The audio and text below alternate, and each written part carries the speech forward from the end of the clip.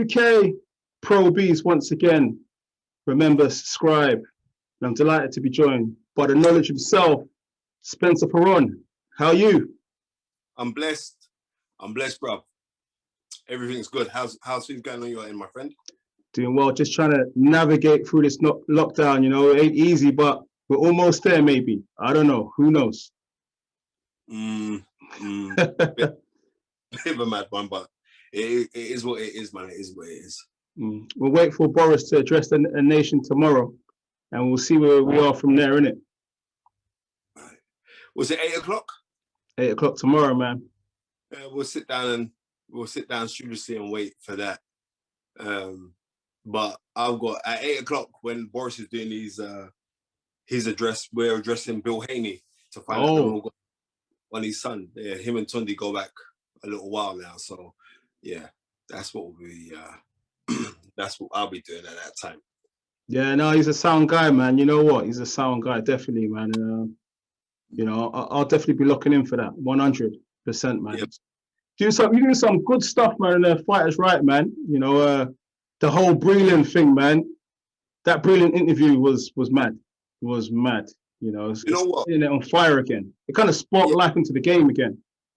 Well, the thing about it is this: it was you on Pep Talk that kind of busted the Breland thing, and that's why we got the interview. Because if you can remember when I said, like, I did the interview with you last year, February, that Breland shouldn't be fired. Jay Diaz and Shelly Finkel should have been fired. Do you remember that interview that I did with you in the Blue Jays cafeteria in South London, right, on Portland Road? And that went viral because everybody used the sound bites and the quotes from all the press and all the boxing media. And it was because of that why Mark Breland felt comfortable on coming and doing the bits with me and Tunde. But not only that, I've known Mark Breland personally since 2007. I've personally known him. So that's a little while ago now. So it's not like, that's 14 years. When I went over to America to work with a fighter that I was working with, and Mark was training the kid as an amateur. So we did a little bit of time with him. Him and Nermal Lorick. Nermal Lorick was the trainer of Louis Collazo, former WBA welterweight champion of the world. So I did some bits with Nermal as well. So big up Nermal Lorick, because I know he supports, man. So yeah. It's kind of funny that as soon as you dropped that, I think it was a few days after, Mark Breland retracted his statement and kind of said, look, it weren't like that. This is what I meant. Would you make all that? Because I ain't spoken to you since. Well, you know what? The thing about it is, this is actually Mark Breland's son, Anthony, that was the one that did get in the interview. But prior to the interview, it was like a few hours before the interview went out, I got a phone call from Mark's lawyer, and they were saying like, oh, we're not too sure if we could do the interview because, you know, there's legal ramifications, and they must be looking to sue Deontay Wilder for the defamatory statements that he's made about Mark Breland. So what happened was, it was like, what, so you're not doing it? And it was like, boy, we don't know. So I spoke to the lawyer and I said, listen, the thing goes out on Super Chats, on StreamYard. So people will ask those questions. There's nothing I can say about that. But what I would say to you is, like, just say that you wish Deontay Wilder all of the best and blah, blah, blah, and leave it at that, right? Now, we've got a group chat, myself, Tunde Ajayi, and Gary Blake, the man with a can that can, right? So Gary got the message, but Tunde didn't see the message. So Tunde asked him anyway, but he said, look, I found it disrespectful. And maybe Tunde was thinking, how come Spencer's not pushing it? And it's because the lawyer said, well, you don't really want to talk about Deontay Wilder. And I said, that's cool, because I listen, being the guy who has been nicknamed the knowledge, I'm saying I would rather talk about your career. Don't have to touch on that, right? But the thing is, I know the importance of it because the whole world was waiting to hear Mark Breland's narrative towards the allegations that were made against him by Deontay Wilder. So Mark Breland is a very humble person. He's not a very forthright person. So, you know, Tunde asked him, nobody put a gun to his head to say, listen, Reggie, you better say this, you better say that, because it wasn't the case. And then, right, so he said his statement, which I know he didn't write that statement. I'm not sure he's lawyer, right? But I phoned Mark and I said, bro, what's this all about, bro? Like, listen, I've got a great respect for you. You're an ex-fighter. You were the guy when I was a kid who I used to watch from, what was the movie that he was in? The Laws of Discipline. You don't remember that movie, right? The Laws, you don't, do you? Exactly. The Laws, you don't just come to boxing last week, bro. The Laws of Discipline was made in, I think it was 83, but it came out just before he went to the Olympics. So it was a big kerfuffle about Mark Breland. Mark Breland was the guy who was on the front of the Ring magazine. Mark Breland was big. He was big. They're saying like he's the second coming of Sugar Ray Leonard, all the rest of it. And you know, it is what it is. Two-time world champion. I can't knock him. So we spoke about his career, but yeah, I just wanted to clear that up with him. And he said, nah, it's cool. It's cool. It's cool. And since then, his son Anthony's been on a couple channels talking and all the rest of it. But end of the day, we got the scoop. Nobody else could get that. And that's more to do with, if I'm hollering out to America,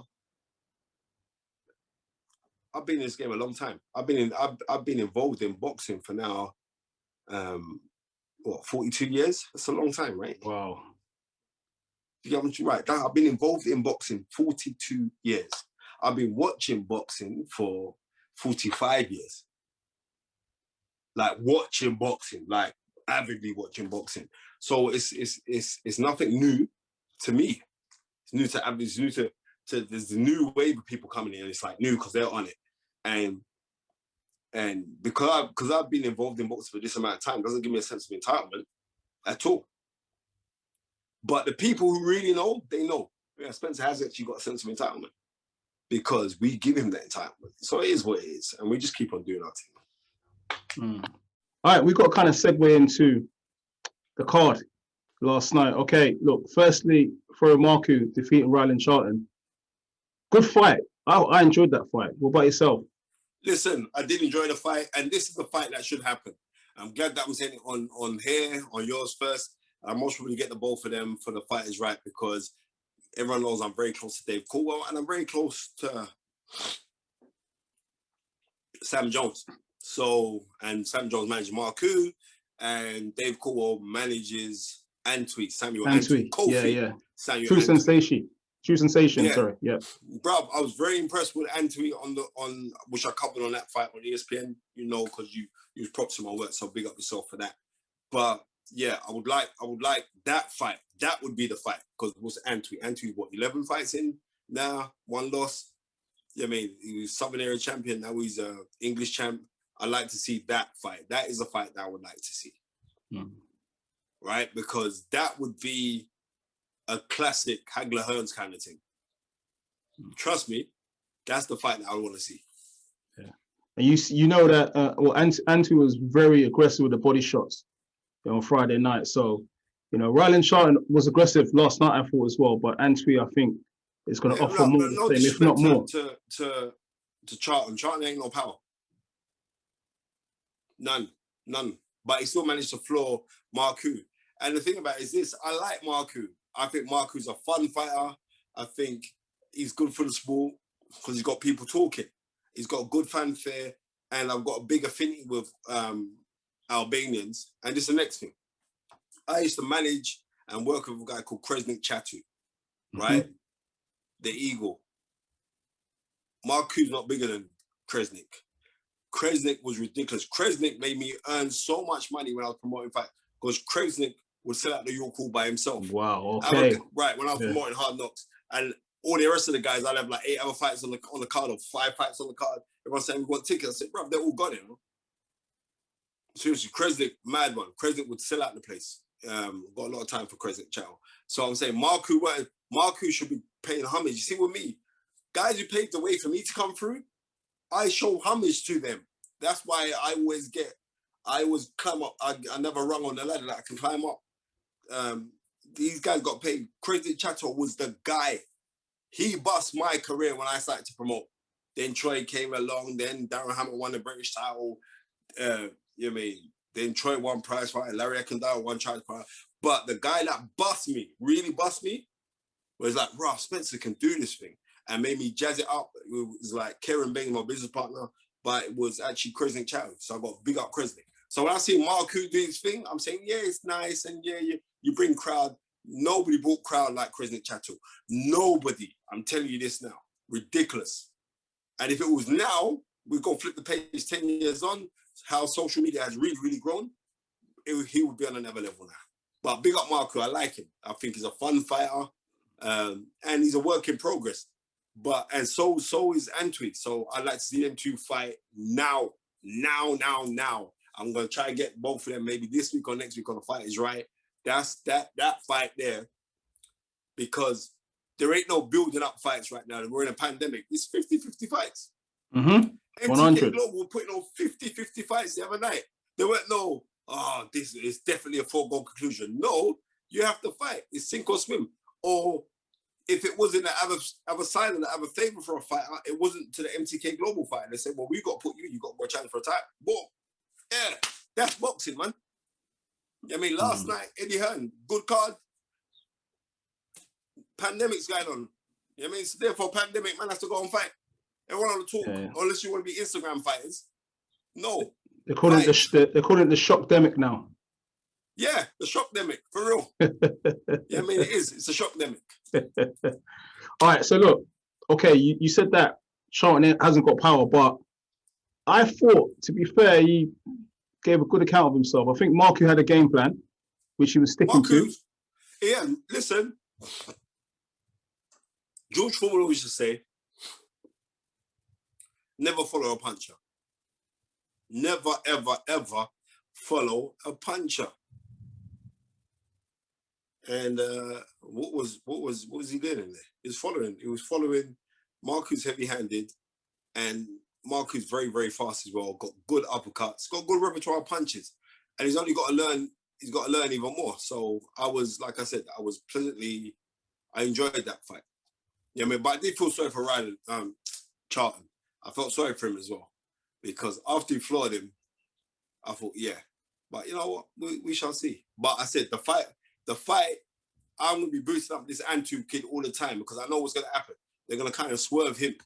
No, he's here as well. He's thrown his hat in the ring right now, and I'm gonna be boosting him up because Dave Cool is my guy, and I like this Antu youth. He's a good youth. And that would be a wicked fight if them two were to fight each other. Yeah, man. That Ghanaian name Antwi, man, that makes me want to just tuck into some jollof rice when he fights next, you know. But anyhow. Yeah, bruv, I'm telling you, some pepper stew. I'm telling you. Them ones. All right, look, you mentioned towel, right? Okay, so the theme of that card was the towel got thrown in two big fights. The co-main event and the main event itself. Josh Kelly defeated by David Avanesyan, the towel thrown in the 6th. Okay, what was your immediate reaction to the outcome of this fight? The fight should have been stopped earlier. It was gone. It was on a hide into nothing. And it's also sad. Like I said, if you've been in the game for a hot minute, people will tell you about Josh Kelly. They were kind of insinuating that he didn't have any bottle. And when you hear that a lot in the game, where people whispering out you ain't got no bottle, you're gonna go out even harder to try and prove that you've got bottle. For somebody as multifaceted and so talented as Josh Kelly, I would have preferred to have seen him try to box and hit and hop it on side-to-side movement and use his speed, because he was the faster of the two. He was a bigger man of the two. I would have preferred to see that. And like I said, I did an interview last night after the fight with Razban for IFL. And I said, watch everyone start turning around saying, Adam Booth can't train. And what we're seeing online now, Josh Kelly should leave Adam Booth and go with Dave Coolwell. He'll be more suited for him. This is just the game. This is just boxing, right? But what I have to say is, I remember the energy that people had for Tunde when Andy Yard didn't get the decision against Alex Arthur, right? I don't hear these people with the same energy for Adam Booth. Do you get what I'm trying to say to you? And your guy got beaten up, you know. He got beaten up. This is what I'm trying to say, man. Listen, keep that same energy. That's what I want to tell you. Keep that same energy. But you don't keep that same energy. And we all know why, but I'm not going to get into it. But we know why. Right. You know what I mean? I want to see these little idiots in the comment section. Oh, here he goes again. You're damn right. I'm not going to change. I want people to realize I keep consistent with this, you know? There's no coon up in here. Know that part there. Okay. So Spencer, right, okay, we talked about the fight, Josh Kelly. Did you not think that up until the cut, right, at the back of his head, that he was doing pretty well? Because some people are saying that changed the direction of the result in the fight. I've seen that online. Bruv, do you really think I'm going to be worried about what people online are going to say? I'm Spencer Fearon. You think I'm worried about what these guys online got to say? No, but what I'm saying is that people are, well, some people are saying that up until that cut, right, on Josh Kelly, in the second round, I believe it was. Yeah. He was doing well. And yeah, the cut, he wobbled him in the second round as well. Yeah. Trapped him with the left hook, wobbled him up. He was doing well. But what I'm trying to say, in the fight, I believe that Josh was trying to punch too hard. Do you get what I'm trying to say? Similarly to June, and everyone said, why do you keep on calling it dates? Because I can. Similar to June of 89, Sugar and Leonard, Tommy Hearns, a rematch. Leonard should have tried to box more, and Leonard was trying to slug. And when you are, if you're in punching range to land a big shot on somebody, you're also in landing range to be susceptible to get caught by a shot yourself. And I think that's what happened. I think this kid could have just boxed and continued to box. And Mike McCallum, the former freeweight world champion from light middleweight up to light heavyweight, said to me, the problem with boxing today is that everything is over power base when it should be everything over skill base. And I think fighters should be more concentrating on skill and they could get the victory. And loads of people saying like, well, it was a good fight for 2 rounds and then he got cut. And you say up to that time he got cut. He got cut because someone tried to throw a punch at him, missed and came back with an elbow and hit him in the back of the head, right? But I saw the same thing the night before with McComb versus Gavin. Did you watch that fight? Gavin Goodman, yeah, on MTK show. Yeah, On Friday night. Gwynn, right? Same thing happened to Gwynn, but did that change Gwynn's game plan? No, he carried on fighting. So certain people could use this thing and say like, your energy got zapped, but that's all down to experience. The guy had 10 fights. You're going with a former world champion. And on business that he fought an old Sugar Shane, who should have been Sugar Dust because he was that old when he went into the ring with him, right? But he's had experience. He's been in with Kabanowskis. Yeah. Right. That guy's no joke. Yeah, boss. Okay. So are you saying that you expected Kelly to kind of manage the situation a lot better when he got cut, when he got that big cut? No, I expect him not even to get cut. I expected to get roughed up, but I expected him to box more. But he didn't. I had him winning that fight. But unfortunately, I mean, it didn't happen. So, okay. So just to kind of get towards the conclusion. So is that an experience thing? Obviously, you've been in boxing a long time now. Some fighters, do they need to go through those challenges in a fight to be a lot better for it next time? I believe so. I believe in this fight it would have helped him. But it is what it is. The game's the game, you know? Because we're seeing these young lions. I think we had Dubois, Josh Kelly as well. They're getting in situations in fights just when they're taking that step up. And the experience side, some people are saying, is showing. The inexperienced side, should I say? Well, I think we've seen something similar with David Hay. And what was that? September 9th. So, September 10th. In 2014, when David Hay got stopped by Carl Thompson in the 6th round. Adam Booth had to do the same thing as the front title win. When you're dealing with fighters and things aren't going their way, it's the experience of knowing what to do or trying to administer the game plan and not just having a game plan, because if you just think, right, we're going to go in and we're going to box, we're going to do this, okay, cool. but you also got to have a game plan. And I think there's a lot of weight of expectation on Josh Kelly's shoulders. You know, he was the British sports writers' young fighter of the year, prospect of the year. That's a lot of pressure. That's a few years ago now. You know what I mean? He was having highlight reels on his fights where he's clapping at brothers with like quadruple left hooks, all these, but it still adds pressure to the game. But unfortunately, he got caught into the fight because ego surpasses character sometimes. And I think he wanted to show people that, look, I'm not a bottle job. I'm a guy that can fight. I'm going to show you what time of day it is. And unfortunately, he came out second best. I do believe they can come back. And Eddie Hearn's just muted that he's going to come back at 154. And I still think that Josh could do something.